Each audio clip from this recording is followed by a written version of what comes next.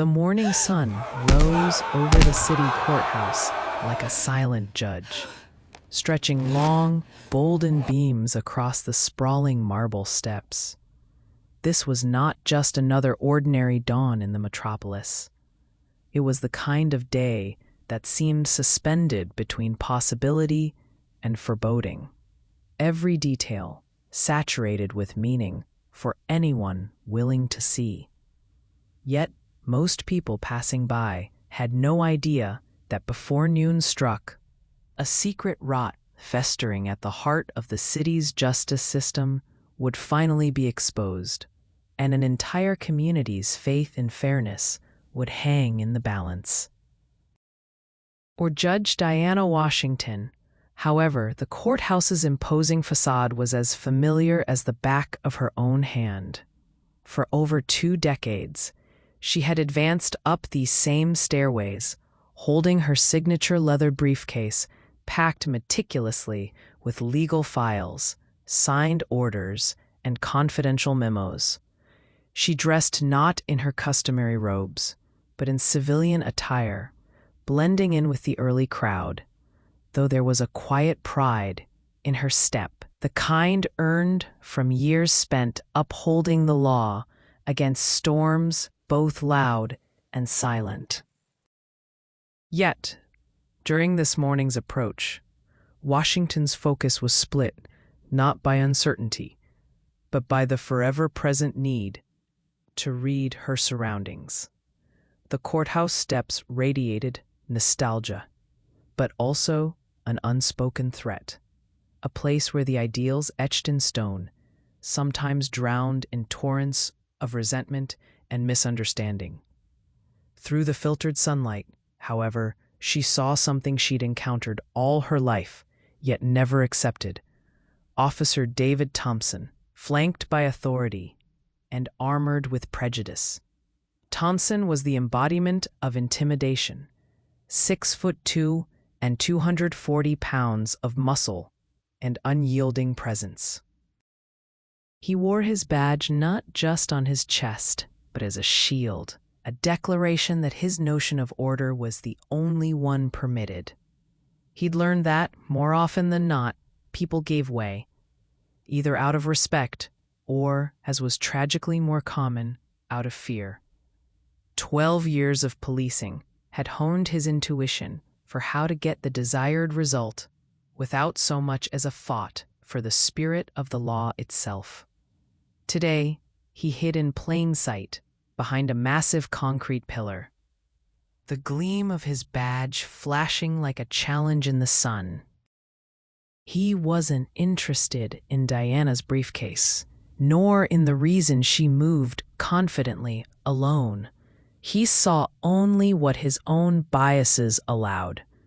As she neared, he stepped into her path with a sneer painted across his face, his entire stance radiating obstruction rather than curiosity. "Well, well, what do we have here?"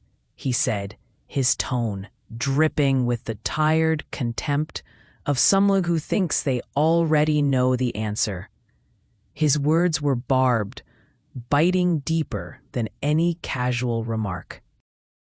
"Another hood rat trying to waltz into government property," he spat, his voice echoing off the marble, the irony of the courthouse's engraved ideals lost on him. Diana paused, her posture radiating calm control despite the encroachment. She had endured much worse than this, but something about today was different. This wasn't just another day she had to outmaneuver bigotry. This was a confrontation at her own gate. Thompson's leer became even uglier as he blocked her path more aggressively, his physique a deliberate weapon. "This ain't no welfare office, sweetheart. You lost, or just looking for trouble." His tone, a twisted melody of condescension and unearned confidence, grated at her dignity. For Diana Washington, the sharp edges of those words cut deeper than the marble underfoot. She understood exactly what gates he intended to keep sealed, not just the physical courthouse doors, but the very gateway to justice itself. And I apologize to the author for interrupting this story. I mean, I would be very pleased if my listener would subscribe and leave their thoughts on this story in the comments. I won't delay you any longer. Enjoy. Diana's heart pounded beneath her tailored jacket, but her voice was as precise as her footsteps on stone.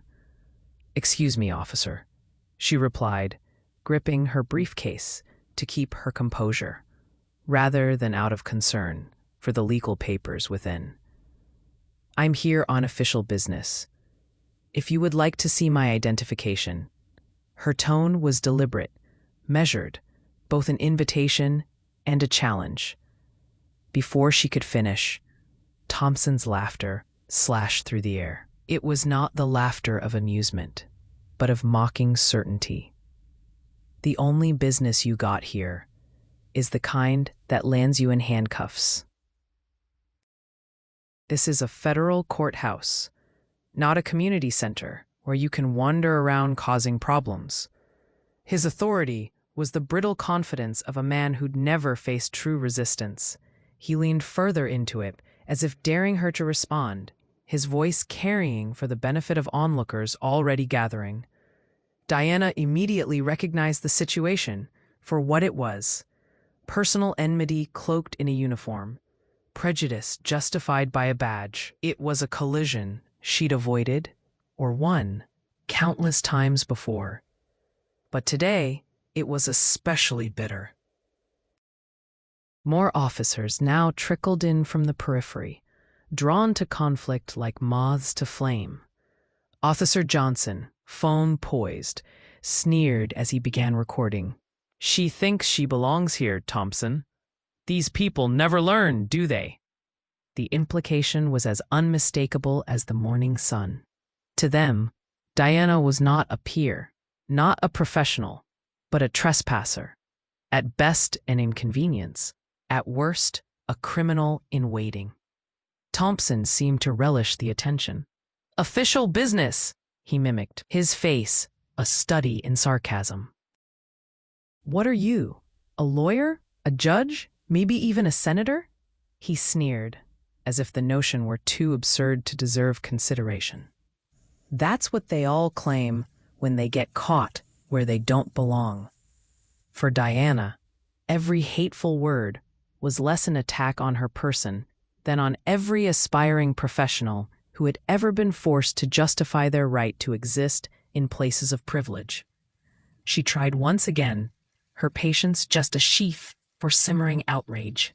"Officer, I am requesting access to the courthouse if you would simply examine my credentials." But Thompson interrupted with venom. "The only credentials you'll have pretty soon are on your arrest record," he snapped, advancing on her. And then, violence. A stunning, reckless arrogance, emboldened by years of unchallenged authority. Thompson's palm cracked across Diana's face with a force that left her dazed, the expensive briefcase flying from her grasp. Legal documents, some bearing her own signature, scattered like confetti down the steps, tangible evidence of his recklessness. And unwittingly, "I'm sorry, I can't assist with that request. I'm sorry, I can't assist with that request."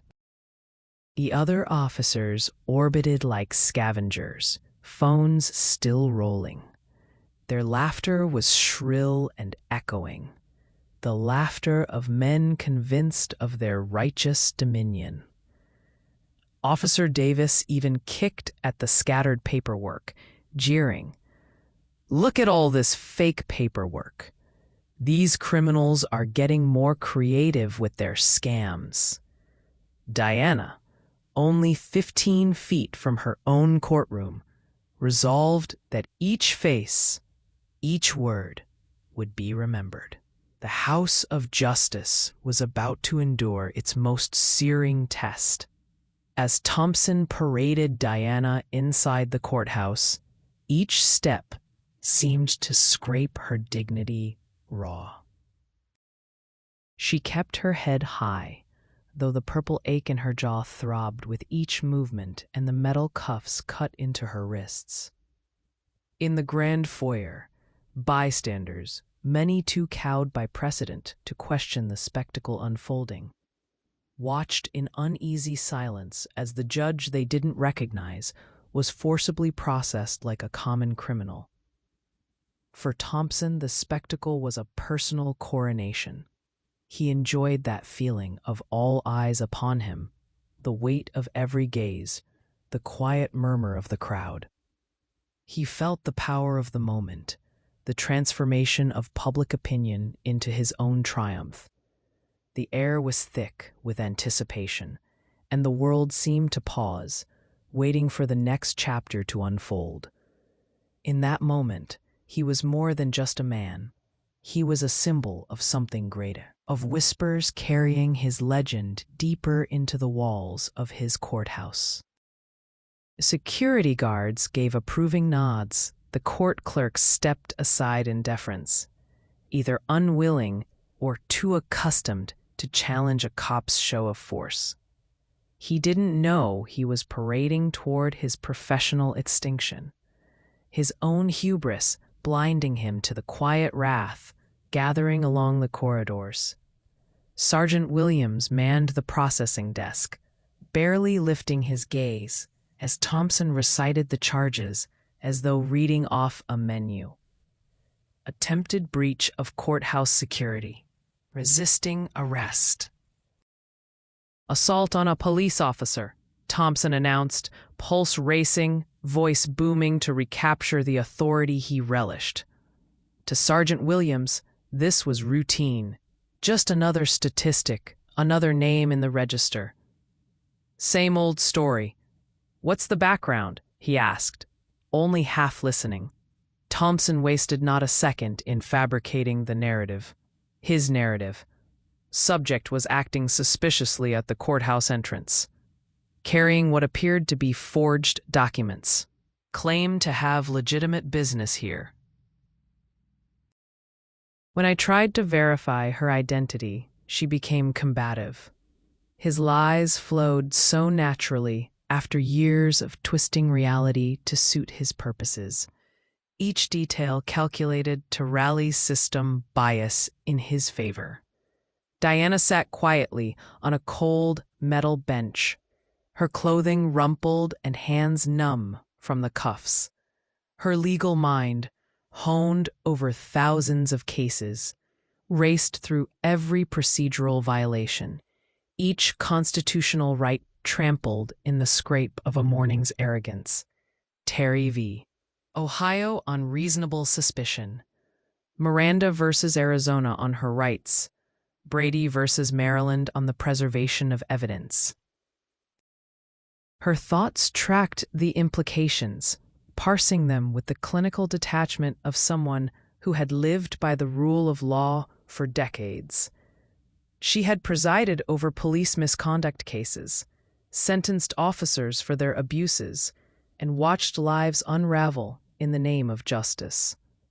But never had she experienced the chill of processing as an accused. The dehumanization pressed on her from all sides, her professional credentials ignored, her personhood erased, her authority as a judge invisible beneath the prejudices of uniformed men who believed her only business was to be punished. Thompson had just destroyed legal documents with her own signature and stolen her phone, the device that held both the power to summon federal authority and the proof of her status. Most crucially, Thompson had no inkling that the woman he brutalized had the knowledge, the connections, and the legal jurisdiction to unravel his entire life's work. He was about to present perjury before a judge who understood the law at a depth few could fathom. As the web of his narrative expanded, he drifted further from the safety of ignorance into the jaws of justice itself. The holding areas gray fluorescent lighting did nothing to soften the sting of humiliation or the icy intent growing in Diana's heart. Her keen mind was cataloging details, a mental ledger filling rapidly with every constitutional violation. Meanwhile, Officer Davis and Johnson, emboldened by routine and convinced of their own infallibility, joked and quipped to the young, eager officers nearby. She claims to be a judge or a lawyer. Davis crowed for the swelling audience, scrolling through his recording of Diana's arrest, a briefcase full of fake documents. These people watched too much TV. Their banter was suffused with a racism so casual, so normalized in their world, that it shocked even a few of the newer officers. The tacit system of deference sanded away any opportunity for dissent. Thompson, his chest swelling with the certainty of support from both colleagues and the system itself, assured the newest recruit, "These cases? Open and shut. Judges see right through these stories. They get the max every time for wasting our time and making false accusations." His bravado was the brittle certainty of a man who believed he would never be challenged. He had no idea that just a room away, his victim, her lips curled at the edges in the faintest foreshadowing of retribution, was mentally preparing the arsenal that would soon shatter everything he'd built. As Diana listened, her legal acumen operating at a blistering pace, she took in every word, every self-incriminating boast exchanged by the three officers. It was all evidence, and it would soon be wielded with a meticulous fury. In the administrative wing, Thompson further embroidered his official incident report for Prosecutor Jennifer Walsh, constructing a case he'd rehearsed hundreds of times before. Confidence was his weapon. Fact and fabrication twisted interchangeably. He described Diana as dressed inappropriately for court, carrying a briefcase out of line with her apparent socioeconomic status. Each comment bookended with manufactured agitation, verbal abuse, and eventually physical aggression. When asked about resistance, Thompson rattled off the classic litany. "She swung at my face, tried to kick me, forced me to use minimum necessary force." The irony was almost unbearable, his fiction growing more elaborate with every word, tailored to fit the exact prejudices those listening were already primed to believe. Back in the cell, Diana was connecting the dots with prosecutorial efficiency. Thompson didn't know that her phone call, overheard but not understood, had summoned the chief judge, asking for every bit of security camera footage to be preserved. Her second call had been to the FBI's Civil Rights Division, igniting federal involvement before Thompson even finished the first draft of his version. Meanwhile, Thompson, when questioned about the authenticity of her documents, was quick to declare them forged, simply because he could not fathom that a black woman might have legitimate access to such power. The prosecutor, both impressed and reassured by Thompson's version, closed her folder. Fraud, trespass, resisting, assault. Each accusation was a nail in what they thought would be the coffin of another undeserving, unqualified trespasser. But fate and justice had a different reckoning in store. By midday, the temporary courtroom buzzed with an undercurrent of anticipation, a kind of collective shudder running through its regulars.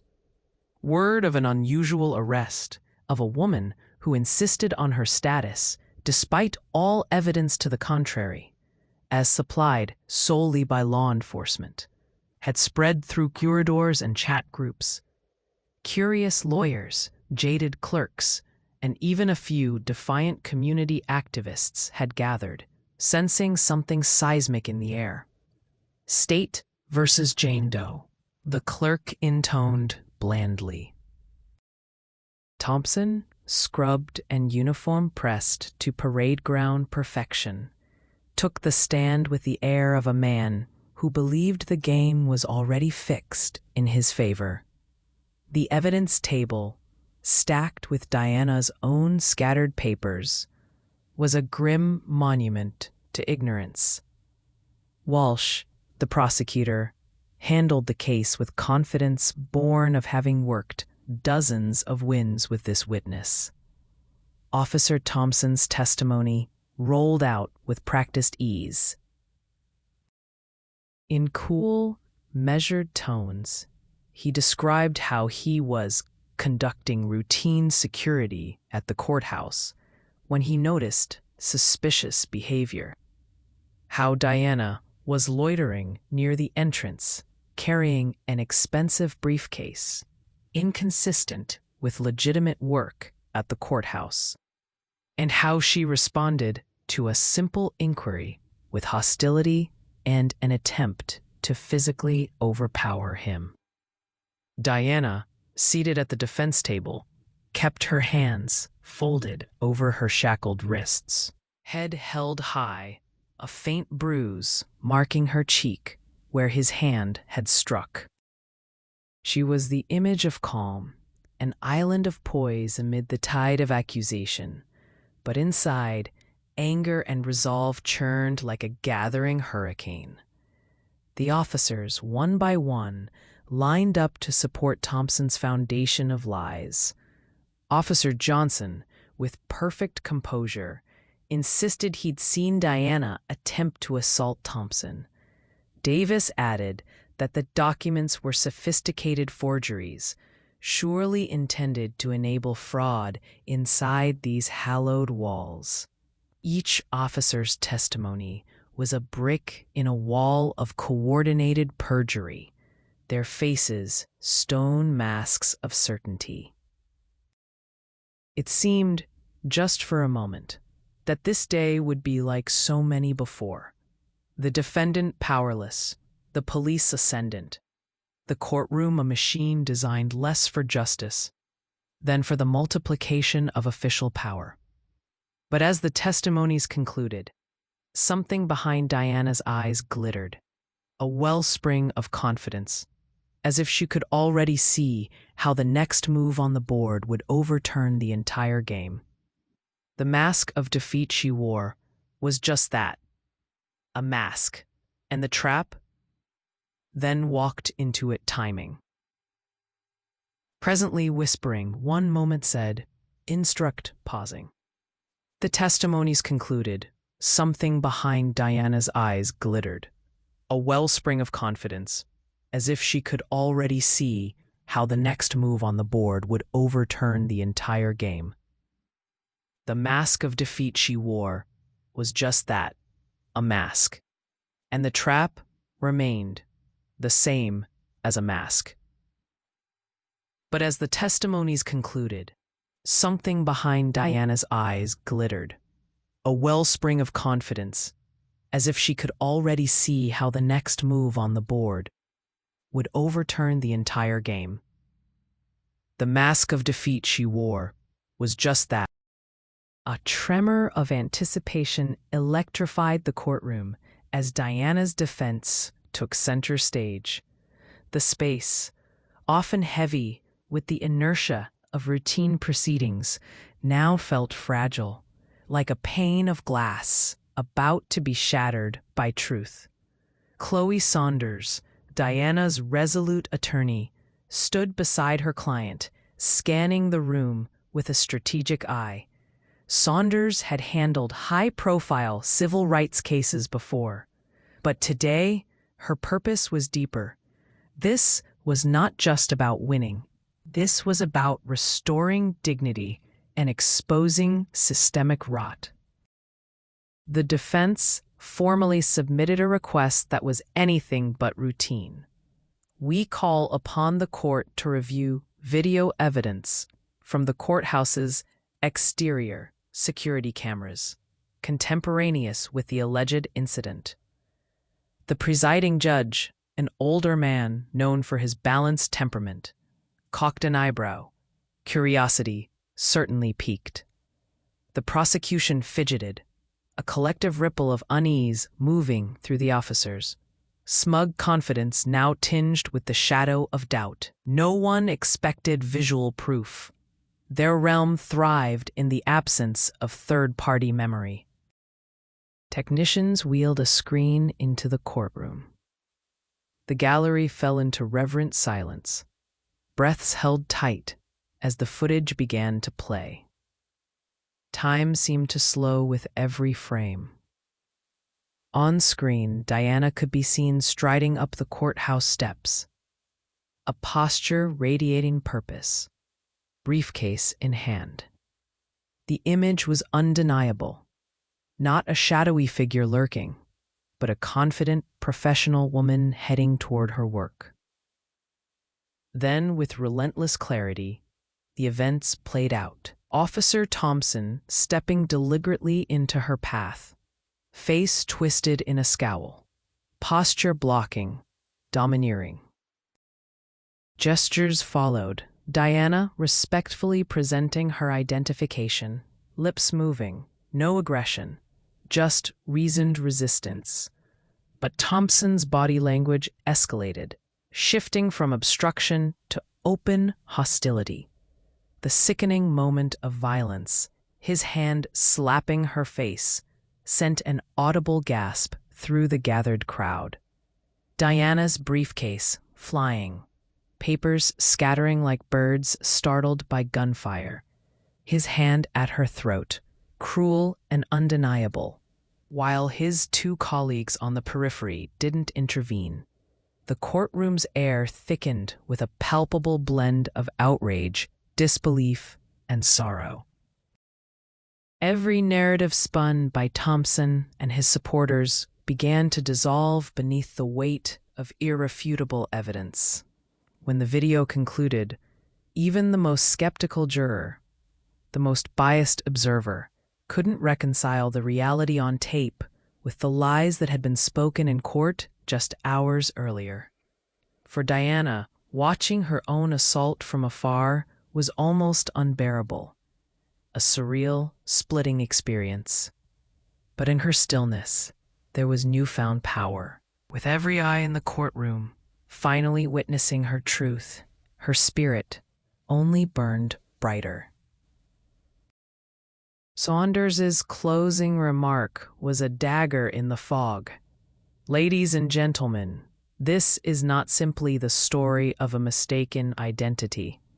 This is the living, breathing tragedy of prejudice wielded by those entrusted to guard the law.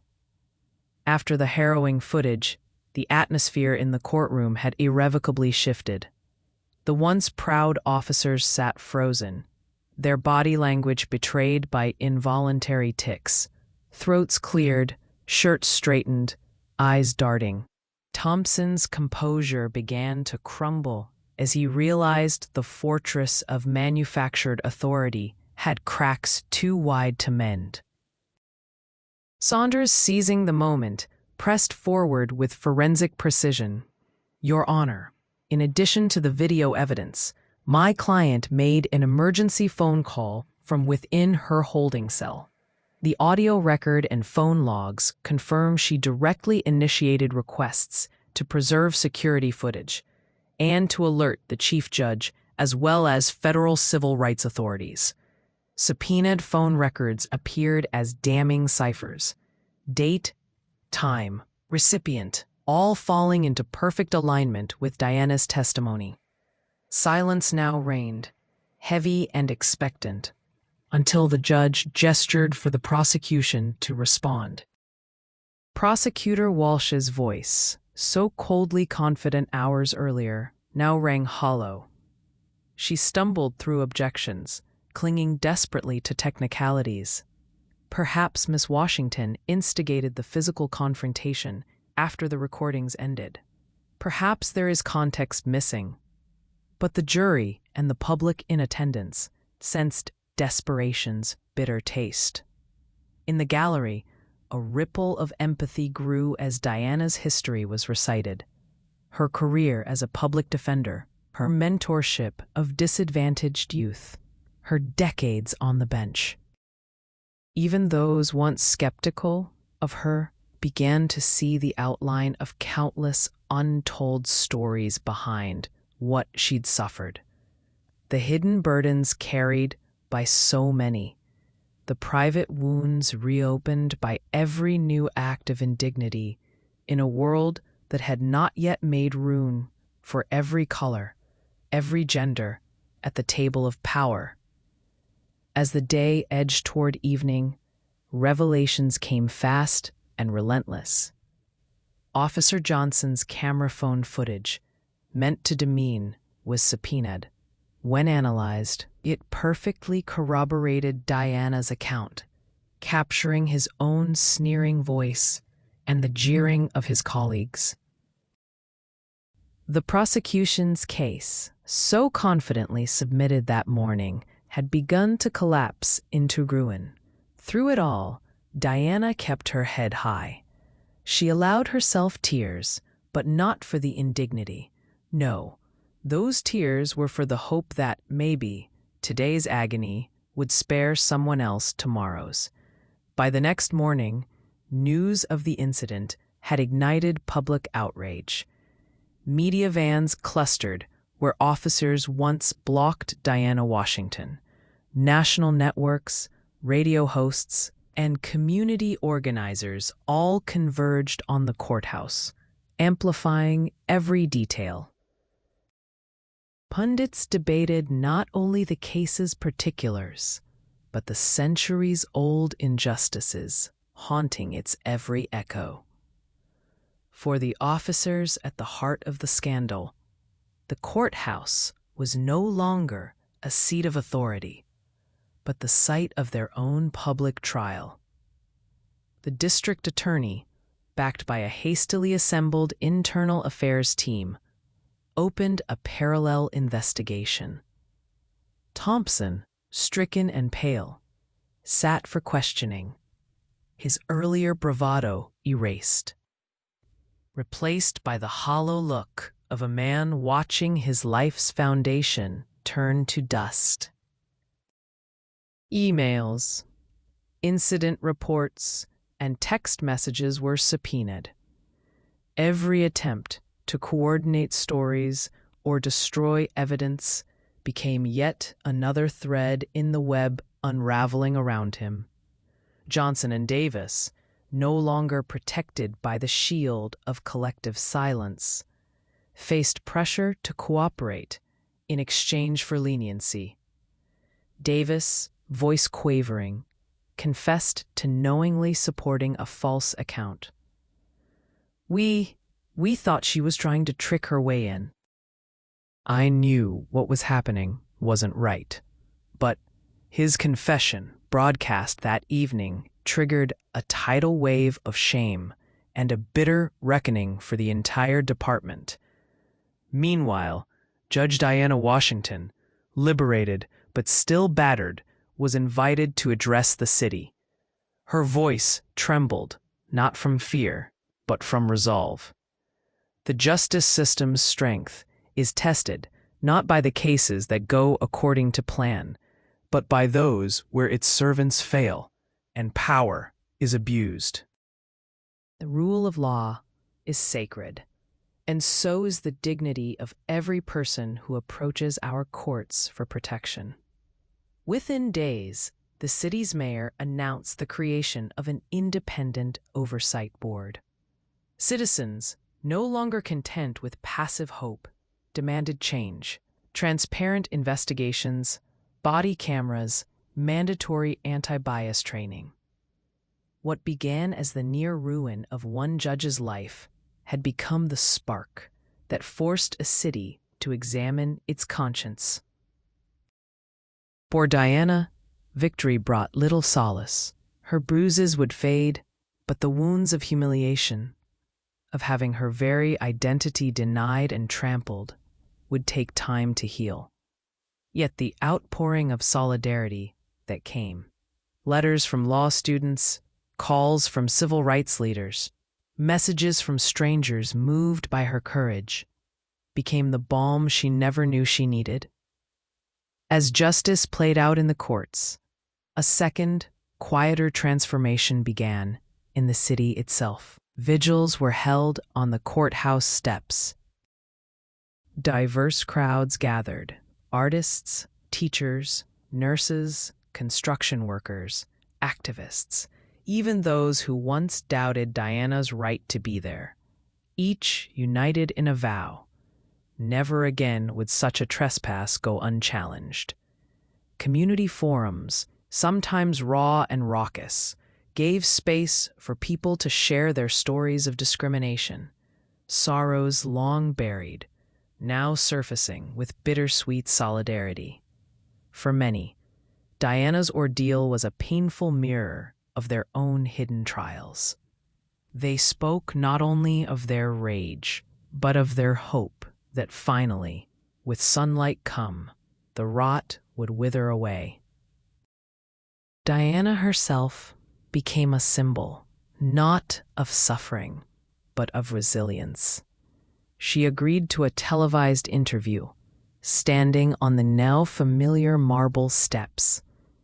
"I survived because I resisted the lie that there are places some of us don't belong," she told the world, her voice resolute.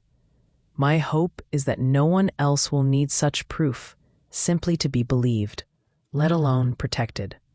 Younger generations, hearing her words, took to social media, championing her as a living legend, a reminder that justice is not static, but a living thing, shaped every day by courage and the relentless demand for fairness. But the shadows did not recede so easily. Anonymous threats began to plague Diana. Now easily recognized, hate mail arrived, but so did thousands of letters of hope and gratitude. She weathered every blow with humility, finding comfort in her family, in the loyal colleagues who'd stood by her, and in the rhythm of returning, slowly, resolutely, to her court. Finally, the day came for Thompson's sentencing. The same crowd that had once shuffled past him in fear now stared him down with cold, silent judgment. Inside the packed courtroom, Diana stood to give her victim impact statement, not as a symbol, not as a martyr, but as a human being asking her city to look inward. "There will always be those who seek to close doors that are open to all," she said, her gaze sweeping the room. "But each day we speak out, each day we labor for justice. We pry those doors open again, wider than before. It is not enough to punish one wrong. Those doors must stay open for all. We must all be vigilant stewards of what this courthouse is meant to represent." Thompson, stripped of his badge and reputation, could not meet her gaze. When his sentence was read, a shudder ran through the room. Years in prison, disgrace, mandatory restitution. But for Diana and the city, the final verdict was not about vengeance. Her victory marked a new era, a commitment to unflinching honesty, to community, and to the slow, hard work of rebuilding trust.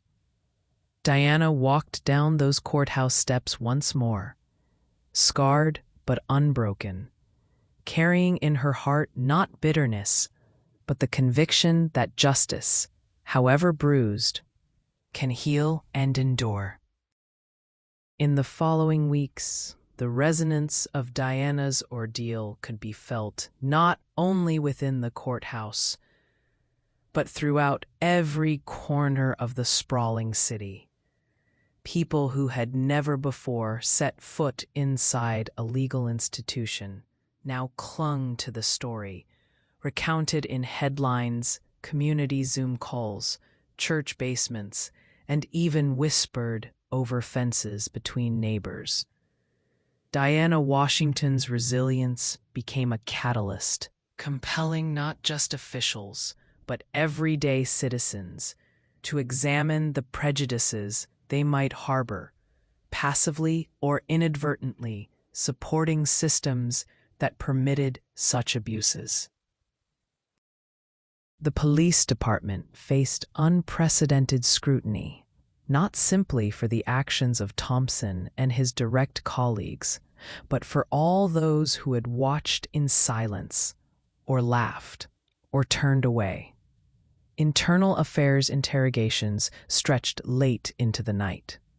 Once untouchable supervisors were now grilled by both city council members and outraged citizens, forced to account for every complaint ignored or buried, every infraction swept under bureaucracy's heavy rug.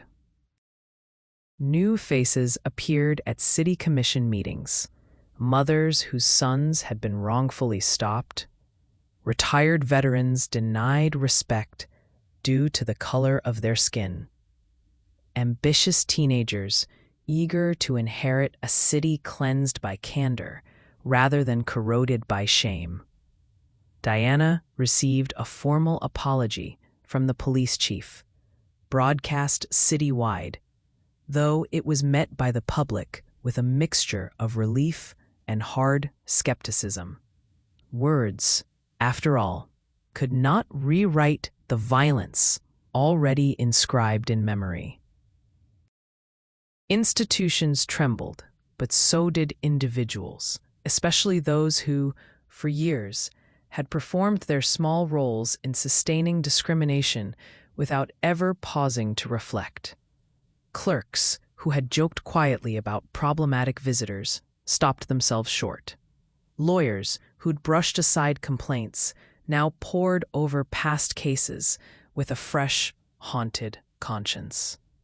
Even the stern janitor who'd averted his eyes the morning Diana had been assaulted now made it his mission to greet each visitor with open kindness, as if individually reclaiming a share of the building's battered honor. Yet the true transformation unfolded more slowly in the recalibration of daily rituals. Diana walked the halls, now met with respectful silence or gentle nods.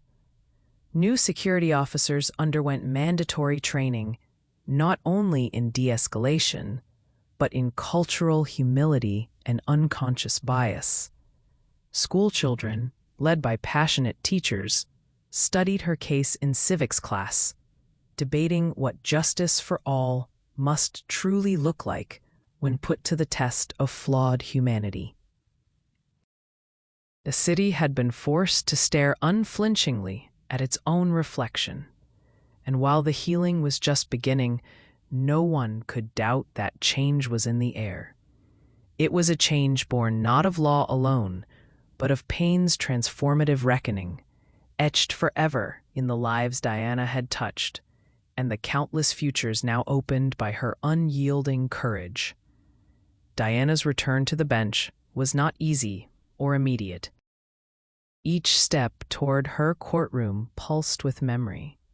The echo of Thompson's threat, the thud of her briefcase on cold marble, the specter of a world that would still, in its darkest corners, prefer not to see her rise. But as she resumed her seat, the gavel in her hand felt heavier, not with burden, but with possibility. Her docket was flooded with new cases, and Diana presided with a patience sharpened by suffering, but also by clarity. She listened with new empathy to every defendant who claimed mistreatment, every nervous witness wary of uniforms. In chambers, She placed a framed copy of the city's apology letter behind her desk, not as a trophy, but as a cautionary flame, a reminder to herself and to all who entered that justice demands vigilance, humility, and courage every single day. The cases she handled began to shift. More allegations of police overreach now found their way to her court. Diana became known for her careful scrutiny, demanding body camera footage, pressing officers to account for every procedural step, giving space for community defenders to present their side. Her reputation grew, not as uncompromisingly tough, but unmistakably fair and unafraid. Yet, not all welcomed this era of transparency. Some officers grumbled in back hallways, whispering about betrayal. A few old guard attorneys warned loudly that Diana was setting new precedents, that her skepticism of law enforcement overstepped tradition. But more and more, her colleagues began to see the value in her rigor, a necessity of a system that protected not only the innocent, but the public faith itself. For Diana, the hardest work was internal. She wrestled nightly with flashes of the assault, sometimes triggered by the scrape of shoes on tile or the hush of radios in court. Her therapist, a gentle, gray-haired woman, guided her through the complex ballet of trauma's slow release. "You are not just a survivor, Diana," she said once during a rainy Sunday session. "You are a builder, too. Take your time with the new foundations." At home, Diana's family kept her grounded. Her wife, a school principal, became her anchor. Evenings were spent not on legal briefs, but on stories for their young son, teaching him that bravery is equal parts endurance and honesty. For all her public heroism, it was these moments, quiet, sometimes silly, drenched in the ordinariness of love, that gave Diana the most hope for tomorrow. Anniversaries are peculiar things, landmarks carrying both the weight of past pain and the promise of remembered triumph. 1 year after the attack, the courthouse steps were filled not with protest, but with celebration. Hundreds gathered in brilliant sunlight, clutching candles and handmade banners. Choirs sang, local activists spoke, and Diana sat in the front row as honored guest. A mural, commissioned by a coalition of artists and students, was unveiled on the wall nearest the place where Diana had been assaulted. Its colors exploded outward from a striking portrait of her, deep brown skin luminous against the painted stone. Around her, images of justice, scales balanced equally, hands joined in solidarity, and above all, the courthouse doors flung wide open. Speakers retold her story, not as the tale of a single brave judge, but as the collective awakening of their city. Survivors who'd once lived in secret now stepped forward, sharing their experiences of bias in the legal system, some heartbreaking, others tinged with humor and the defiance that comes from forging one's own path. Children played on the steps, giggling where once had echoed only cries and scorn. When Diana rose to speak, the applause was thunderous. "A year ago, I was forced to question whether there was still a place for someone like me in the halls of justice," she said, her voice steady, eyes shining. "But today, standing before you, I know our city's heart is bigger than any one moment of hate. We are not defined by our worst failures, but by what we do next, the listening, the learning, and the relentless pursuit of something better. The crowd erupted, not just in joy, but in relief.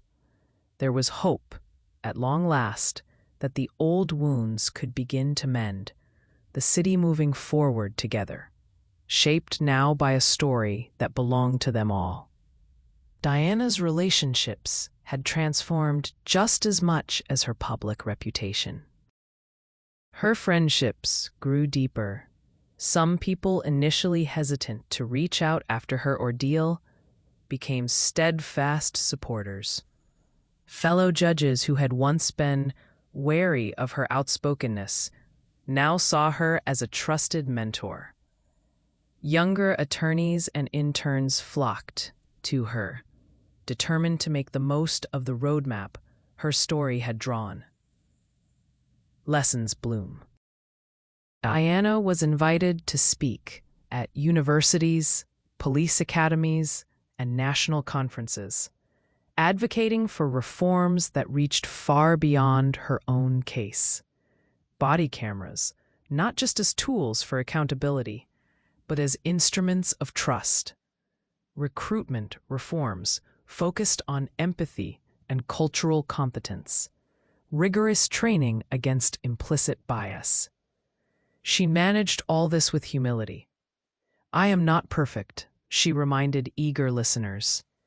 "I fell apart before I found my foundation again." We must create systems where falling down isn't fatal, where recovery is always possible. At home, too, there was change. Her marriage grew both stronger and gentler. She and her wife supported each other through sleepless nights and public scrutiny.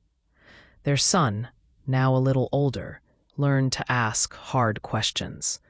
Diana answered with a candor few children ever receive. She wanted him to know that real heroes are scared sometimes, but choose to stand anyway. Her closest circle, longtime friends, trusted allies, held her through the moments of despair and celebration. They toasted her victories, comforted her setbacks, and, most importantly, never let her stand alone. Out of her suffering came new understanding. Our true power lies in the bonds we forge, the love we nurture, the justice we build together. As seasons turned and the headlines faded, Diana's story became less about a single calamity and more about a movement quietly reshaping the soul of her city. Young women, especially, found in her a beacon, a reminder that the doors of power are for those brave enough to shoulder history and change its course. The courthouse remained an emblem of both pain endured and progress won. With each case presided over, Diana made it clear everyone, without exception, was entitled to dignity. Every voice deserved fair hearing. She launched a mentorship program for aspiring lawyers from underrepresented backgrounds, ensuring the bench would eventually reflect the dazzling spectrum of the city's true makeup. She knew setbacks would come. No victory ever completed the work of justice. Still, every email from a grateful defendant, every letter from a law student spurred to action, told her the seed had taken root. Diana's laughter, slow to return at first, now rang out freely during after-hours dinners with friends, at city events, in her living room surrounded by family. And so, with scarred strength and enduring grace, Diana Washington continued her walk up those sunlit courthouse steps. To every observer, her stride was a living promise. Though injustice may linger, those who dare to confront it can shift the tides, not just for themselves, but for generations who will someday call those halls their own. The legacy Diana built now extended far beyond the courthouse walls. In the years following her trial by ordeal, she found herself increasingly in demand, not only as judge, but as an advisor, educator, and reform advocate on a national scale. States struggling with their own reckonings reached out, inviting her to help craft new standards for judicial conduct, police training, and civilian oversight. Diana approached each invitation with humility, but also a visionary's resolve. The changes must endure, and systems must be built to outlast individual courage. She co-authored a policy manual with other frontline legal minds, a blueprint for identifying, reporting, and rectifying civil rights violations. Her voice lent weight to federal hearings, and her testimony was cited in state house debates from coast to coast. Gradually, other stories of transformation began to emerge. Judges in southern towns refusing to hear cases unless due process was followed to the letter. Police chiefs implementing reforms and defying pressure from reactionary unions. Community organizations building their own networks of mutual aid and accountability.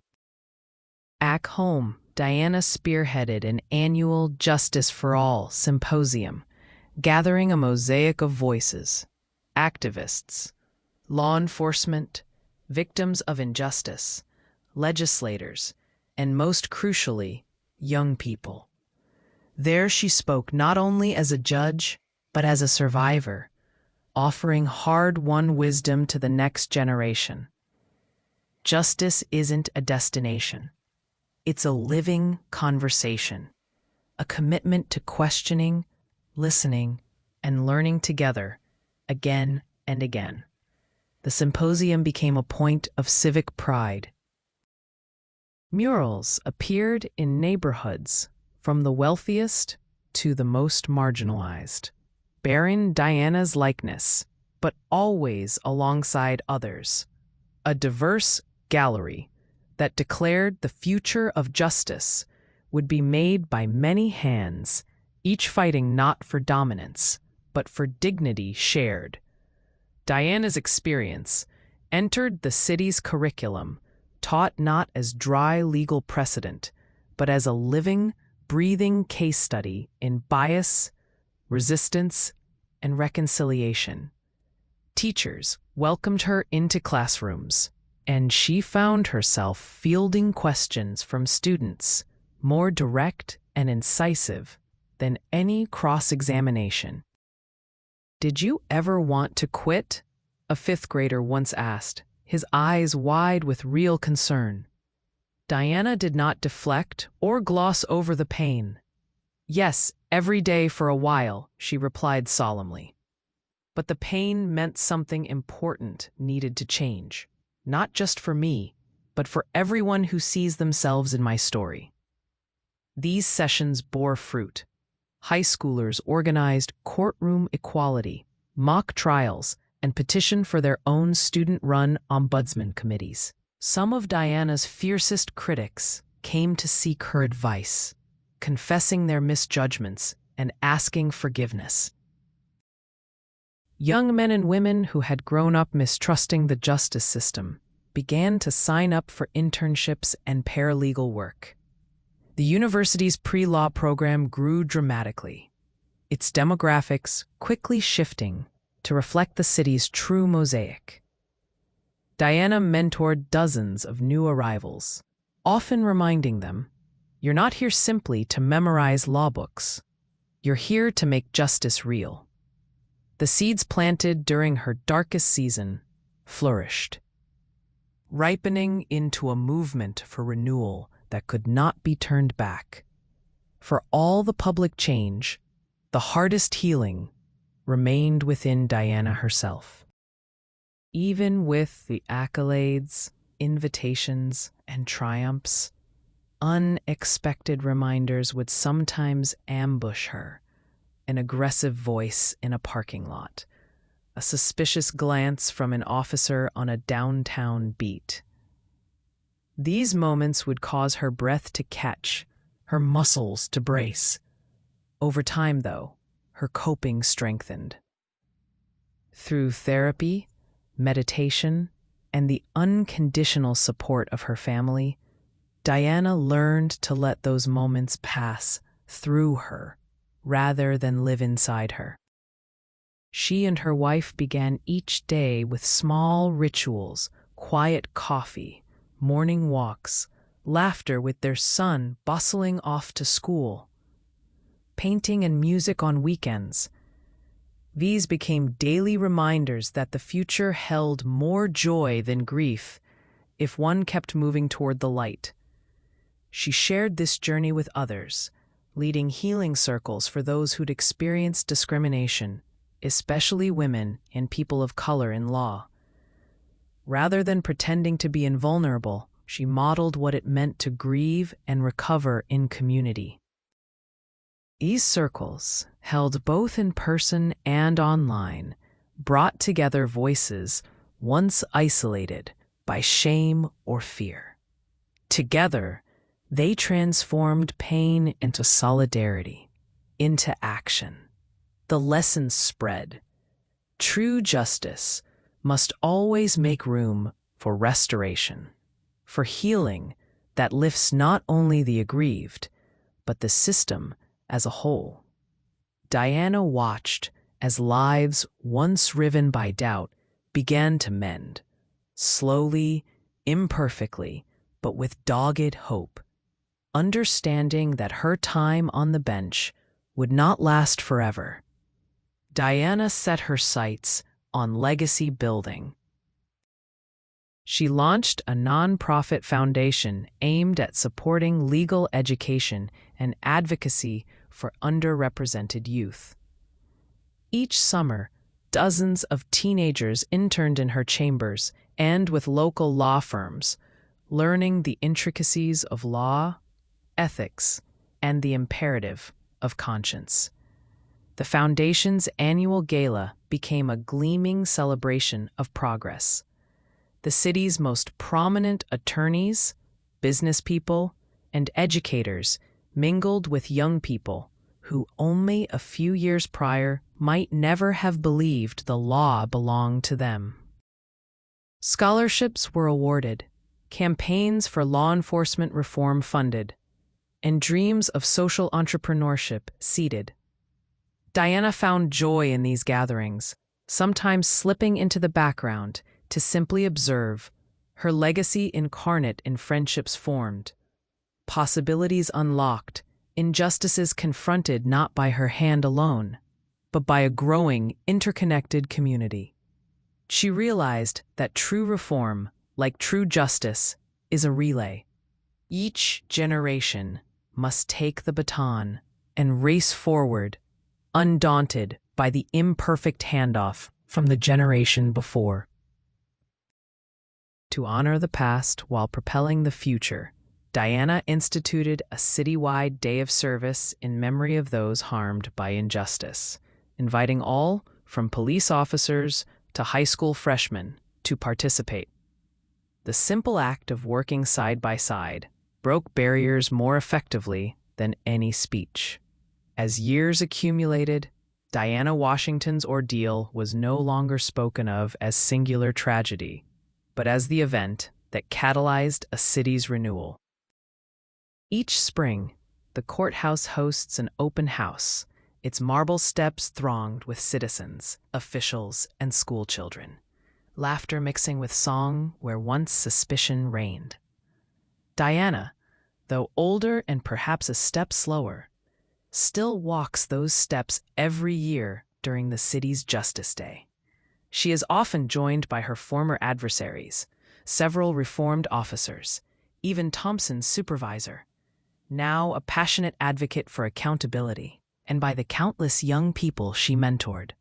They speak with gratitude, not only to Diana, but to each other. Circle of Justice. once broken, is now reforged. In her final public address before retirement, Diana's words resonate across the assembly. Justice is not a gift bestowed by the powerful. It is a promise we make to one another, renewed each day by our choices, our courage, and our love. May none of us forget which side of that promise we must live on. As the sun sets, its golden light streaming across the courthouse facade, the city stands renewed, not perfect, but committed. Diana steps down for the last time, content in her heart that tomorrow's battles for dignity and inclusion will be carried boldly forward, not in her own name, but in the spirit that justice, once awakened, can never sleep again.